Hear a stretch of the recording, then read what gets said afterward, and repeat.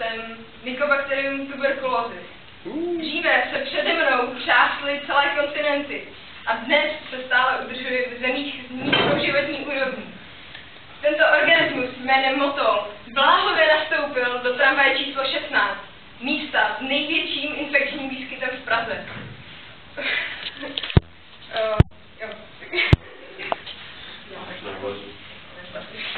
Kde se jmenuju?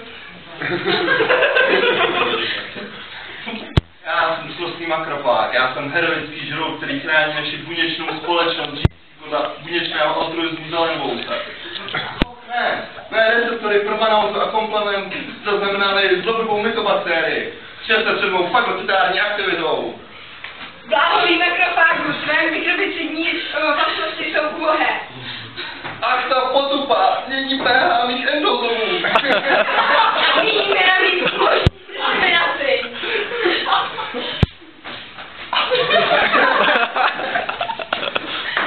Kéž by někdo konečně hodil ten interleukin 2 po CD služebném procesu.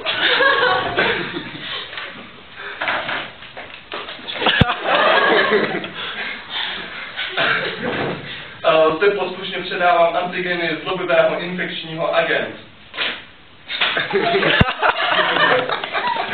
A rozvíjíte si imunitu buněčného typu. Hoci bola zlá mykobakterie roznesená po celom organisme, stále je to vynaděje. Můj cnostný makrofág, tady ti předávám cnostný interferon mikrofagu.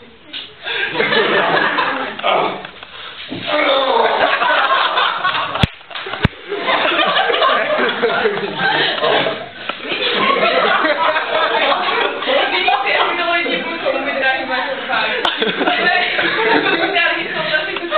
Nižší, no tvoje separabilní schopnosti jsou vyšší než kdy dříve. Teď produkuješ hodně ACE a kalciferol. Úplně cítím, jak mi narostlo Golgi a retikulum. A občas, když nedost často, ještě můžu pořád taky fagocitovat. Tvůj makrofágu, tvůj tumor nekrotizující faktor smrdí až na druhou stranu krevního řečiště. K motolský spalovně biohazardního odpadu. Doufám, že máš dobrý důvod, proč si povolal nás monocyty. Čau, sestro,